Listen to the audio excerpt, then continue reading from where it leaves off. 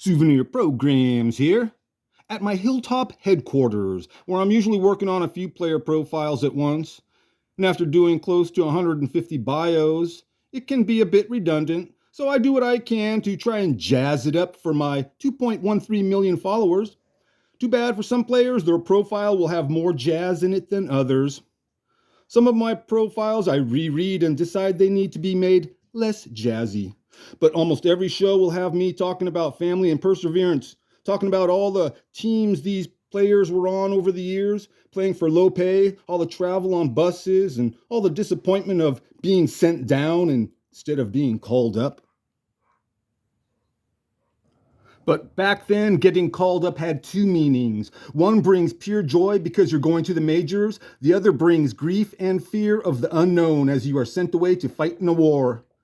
These men and teenagers moved forward with their life despite having their dreams taken away because they happened to be born in the wrong decade.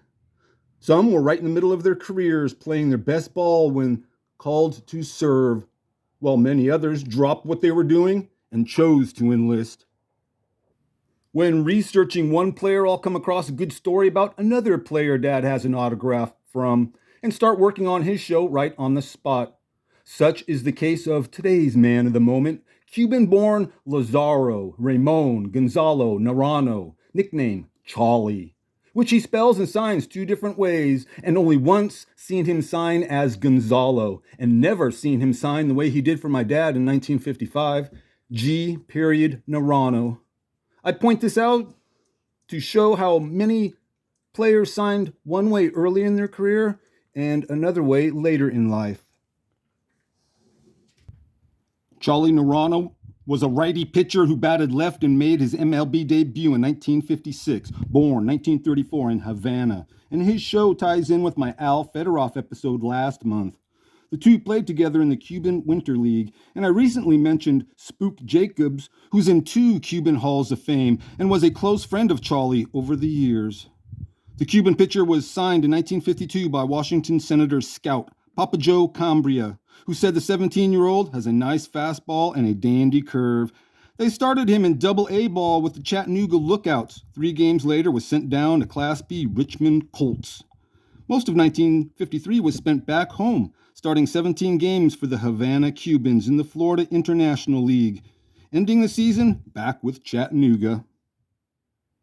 Cholly was invited to the Senators' 1954 spring training camp and was on their pitching staff, though not on the opening day roster.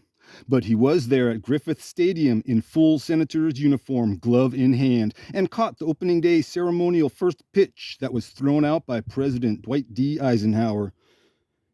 It was on this day Cholly had been assigned to sit in the presidential box and protect the president and his party from being hit by foul balls.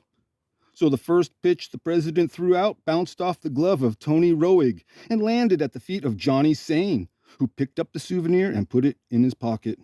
The second pitch the president threw went right to Cholly, who then fired it back to the president.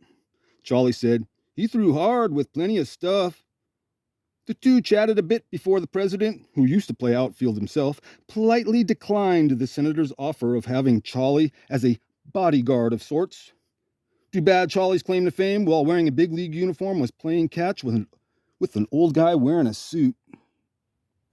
Right after that game, Cholly was sent back down to Chattanooga, made 9 appearances, then had his tonsils removed. Then finishing the season with the Charlotte Hornets. Left unprotected after the 54 season, the Pirates took him in the minor league draft at the recommendation of his manager in Cuba, Bobby Bragan, and Branch Rickey Jr., who saw him pitch in Cuba.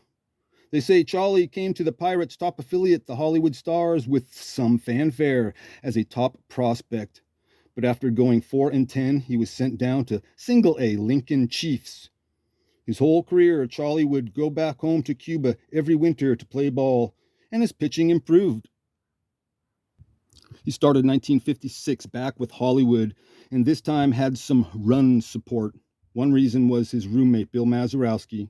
Turns out the two players looked like twins from their facial features to their height and weight.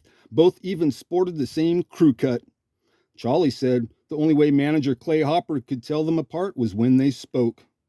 The two bachelors shared an apartment in Hollywood where Cholly did the cooking and Maz did the cleaning and was given free Spanish lessons. But no pitching lessons. Cholly said, "He looks too much like me. Someday Mr. Hopper might make the mistake and call him Mazeroski to the mound, and then he pitches better than me." In July of '56, the two roomies and pitcher Fred Walters were expecting good news when all three were called to Clay Hopper's office. It was bad timing for Cholly, who had been experiencing some pain in his shoulder. The team's trainer took him aside and told Cholly not to say anything or he might not get called up. All three were flown out to New York to join the Pirates, who were getting ready for a series with the Giants. A waiting taxi drove the three rookies directly to the Polo Grounds, where Cholly Naranjo would make his MLB debut, pitching in the last inning of a game the Pirates would lose 11-1. He retired the first batter, then gave up back-to-back homers.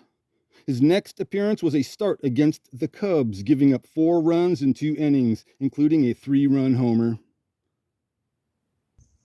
Putting that aside, the Pirates rookie had his best day as a major leaguer on September 2nd against the Phillies at Pittsburgh's Forbes Field. Manager Bobby Bragan pulled Fred Waters off the mound in the first inning with only 1 out and 2 men on and put in Cholly, who got Stan Lapata to hit into a double play, and then went the rest of the way, allowing only 1 run and 3 hits. This gave Cholly Naranjo his one and only big league win. One is better than none. He had 3 starts while in the show and got past the 3rd inning in only one of them. The next 2 seasons were with the AAA Columbus Jets, playing with fellow Cubans Lino Donoso and Roman Mejias. The Reds acquired Cholly in 1959 and put him on their AA Nashville Volunteers and had his 2 best years as a pro, winning 13 games both seasons.